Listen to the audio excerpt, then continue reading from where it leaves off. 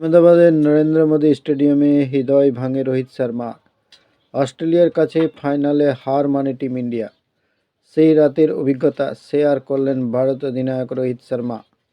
জানিয়ে দিলেন ওই হৃদয় বিদারক হারের পরে এগিয়ে চলা রীতিমতো কঠিন ছিল। বিশ্বকাপ ফাইনালের পরে বিশ্রামে ছিলেন হিটম্যান। পরিবার নিয়ে সময় কাটাতে চলে গিয়েছিলেন লন্ডনে। মুম্বাই ইন্ডিয়ান্স একটি ভিডিও পোস্ট করেছে সোশ্যাল মিডিয়ায়। সেখানে রোহিতকে বলতে শোনা গিয়েছে, হারের শোক সামলে কিভাবে মূল স্রোতে ফেরা সম্ভব তা আমার জানা নেই। কী করব সেটাও বুঝতে পারিনি। আমার পরিবার এবং বন্ধুরা আমাকে সাহায্য করেছিল এগিয়ে চলার জন্য।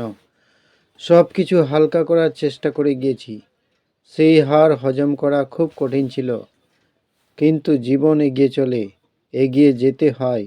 সত্যি কথা বলতে কি, এগিয়ে চলা মোটেও সহজ ছিল না। 50 ওভারের বিশ্বকাপে দেখে বেড়ে উঠেছি। আমার মতে চ্যাম্পিয়ন হলে সেরা পুরস্কার পেতাম।